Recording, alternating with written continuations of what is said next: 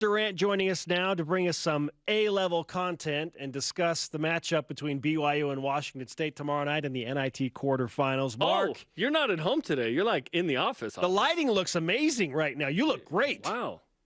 Hey, it's not easy looking this good. I got a whole staff, makeup, lights. So, I mean, this takes some more. Yeah, I'm in the office. I haven't been in the office much in the last 2 years, but we're just starting to go back. So it's kind of weird, but good to be back in the office. Well, thanks for working us into your work schedule. The views are incredible. Pretty nice there, you know. The only problem is I'm looking right at the University of Utah. With all due respect, it's not my favorite view, and but you got to take the good with the bad. It's still very pretty. Speaking of, BYU's in the NIT, trying to make the best of that situation. Right, we've been talking about it, and our question of the day is like, what value do you associate with this run in the NIT as it pertains to success for next year's team? What do you think? Well, I mean, aside from that, it's just fun to play as a player. I wanted to play games. I mean, the reason I wasn't very good is because I didn't like to practice very much, but I loved playing games. And man, playing games in the Marriott Center and having that opportunity, I just turned 51 this past week, and man, I look back on those days. Those are the halcyon days, man. That was fun. I had no idea how great that was when it was happening, but it's just fun to play in those games, and so you get an opportunity to play. That's really cool. And then obviously it's not maybe what you had a goal for at the beginning of the season, but this is what you have now, and it's actually a pretty cool opportunity because you're playing really good teams, and if you win, you can go to somewhere really cool and play in a really cool venue and maybe have a chance to have a really special memory with those guys again. So when you're 51 and sitting around, you have that memory of your buddies and yeah, we did this. That was pretty fun. That was cool. And so it's a really good opportunity, I think. It's not the one you shot for, but it's the one you have now, and it's a good one. And I think, winning games and having success, it's about trajectory. It's about momentum. So I do think there's some value, especially with the guys that will be back next year, of winning games and winning championship level games. So when you play in those types of games, which you'll play in a lot in the next few years, it's not a new situation. You've been there before. You've had success there before and maybe won there before and won a title against teams that you'll be competing with in the future. That's, there's value in that. And to the extent the players can play and get better, like you were mentioning with Foose this year, his opportunity to play, he's gotten better. This is another opportunity to play. It's another opportunity to coach against good coaches and good teams. You get better because of this experience. So, but yeah, again, not where you maybe chose to be, but this is where you are, and it's still a good opportunity. Mark Durant, BYU basketball radio analyst with us on BYU Sports Nation. Mark, I'm looking at Caleb Lohner specifically and just what he's done over the past few games. And is there anybody else on the roster that will benefit or potentially benefit more than Caleb just because of the resurgence that we're seeing in him from one season to the next? Yeah, this has been a valuable time for Caleb, and there's no bigger fan of Caleb Lohner than I am, and I'm so happy to just see him having fun, playing with confidence, shooting the ball confidently. He was asked to do a lot this year. I don't know how much of it was that and how much was just sometimes you get in a slump, and it's hard to break out of it. But he has such talent and such athletic ability. If you can get him back to where, like, I was watching some high school clips of Caleb not long ago. That was a supremely confident kid, and he looked really good in what he was doing. I think he's finding that again. Obviously, the tools are there for him. It's just now of matching his tools with the right situation at BYU. So he's played great recently. Gideon George, of course, he had that big game the other night. These are valuable games for Gideon. He's going to be heavily relied on in the future. So yeah, it's about those future guys: Foose, Atiki, Caleb, Gideon, Trevin is playing well. Spencer Johnson's playing well. It's important to have those guys playing with confidence going into summer. And so they think, man, I was playing really good, and I'm going to play good this summer, and next year, look out. That's the attitude I want, especially from Caleb, because I think he has underperformed probably the most, and I say that with love to Caleb, but I just know what he can do. And so if he can get back up to that level, man, look out for Caleb Lohner. He's got all the tools that you want for an NBA guy and the body for it. A lot of BYU guys over the years have had the skills, but not the body to play in the NBA. Caleb's got the body, and he just needs to shoot about 300 threes a day over the summer to make sure he's shooting at a high level, because that's his ticket forward, is being able to shoot from distance. 300 a day. How about 300 a morning? That's what I'm putting up right now, Monday, Wednesday, Friday, Mark. Listen, Jarom, we don't all have your commitment to getting better. I didn't say how many were going in. I just said how many were going up. This run certainly is fun for BYU right now to try and get to New York. Alex Marcelo hasn't been the leading guy in all of this. I joked recently that I think he's saving it for MSG. Should BYU get there. 12.5 a game over the two. He's 5 of 13, went 1 of 8 from 3. I imagine this BYU team will be even better, obviously, with Alex Marcelo, should he connect at the level we've been used to, and perhaps they might need it tomorrow night against a good Washington State team. Yeah, I mean, well, it's like you and Spencer, right, Jarom? In the low pressure situation, Spencer performs pretty well. But oh my the high pressure, you're the superstar. Oh my you need gosh. to elevate your game. You have to carry in those high pressure situations. Listen, BYU's had the luxury playing at home against smaller teams that they haven't really needed Alex Marcelo to play really, really well, right? I mean, when you're playing at home, it's easier for bench guys to play well. It's easier to get the assists and move the ball and do your thing.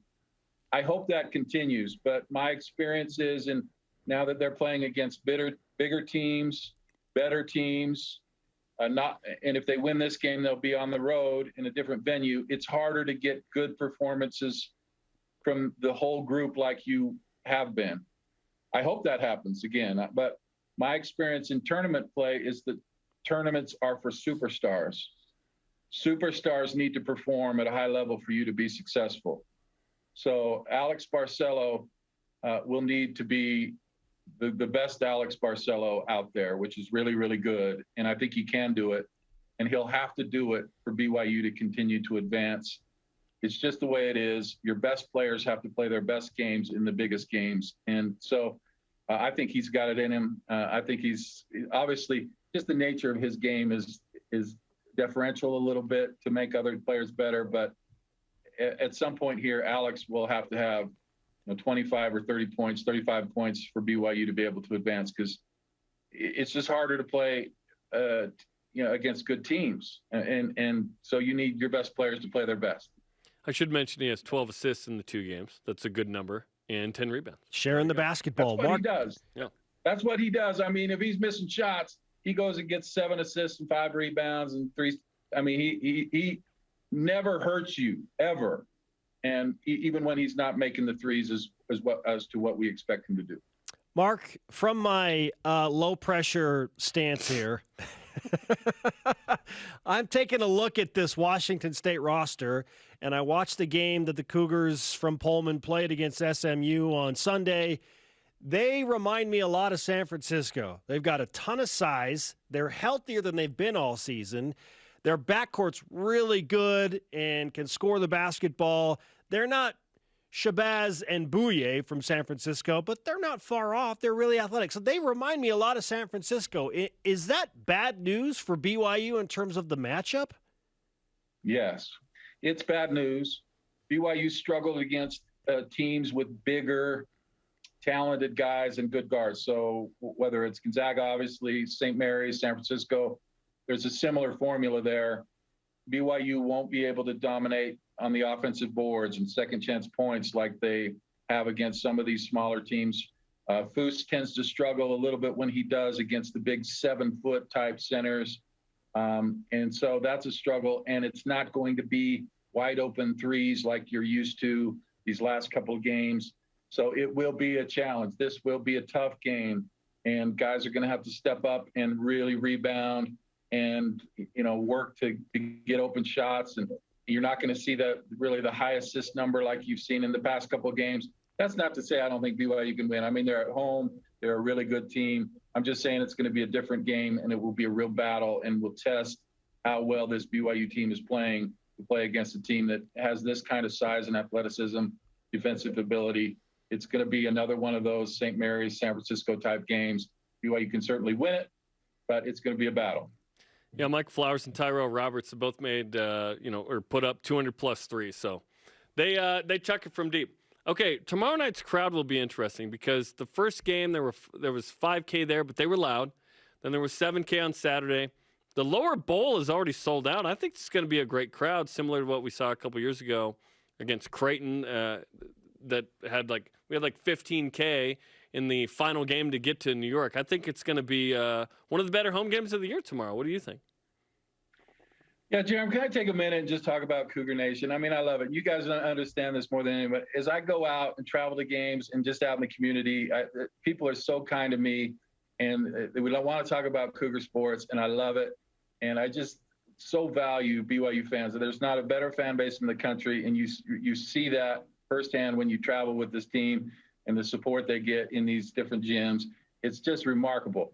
And for them to come out, I mean, this is not your season tickets. You have to make an effort to go buy tickets and go to the game. And so these are really invested fans, and they're very loud. And as it gets bigger and bigger, and as the team gets more excited about the prospects, the fans get more excited. And the fans really carried BYU through that first game, I think, really helped BYU kind of get over the initial doldrums and get ready to play. And now it's going to just be a great basketball environment against a really good team. You know, the place is going to be pretty full and loud, and I'm just so excited about it. And there's just, I mean, it's so fun. It's such a great environment in the Marriott Center, the band and the cheerleaders, and it's just, I mean, if you love college basketball, you got to love this. It's really, really fun. And I just think Cougar Nation is such a great support to me, and I'm just so happy to be a part of it. And I'm kind of gushing about it, guys, but you know what I'm talking about. I mean, because you're beloved. I'm just kind of a nobody. Oh, my gosh. But I go out, and people are so good to me and so kind and so supportive of BYU. It's just great to be a part of. Amen to all of that. We'll wrap up with this. If BYU beats Washington State tomorrow night and the Cougars are a 3-point favorite against the Cougars from Pullman, then will this somehow redeem some disappointment from not making the NCAA tournament? I hate to use the word salvage, but maybe redeem is better. What do you think, Mark? I mean, there's different views. I mean, obviously it's not the goal you wanted, Spencer, but again, it's the goal that you have now, and people want to poo-poo the NIT all you want. And, you know, it's not a big deal. But, again, you're playing very good teams. And if you were in a preseason tournament with these teams and you beat these teams and won this preseason, you would be on top of the world because this is a great tournament. So it's a great opportunity. And I think if you can win games against these teams, that is an enormous thing to be proud of. This is a good tournament with really good teams.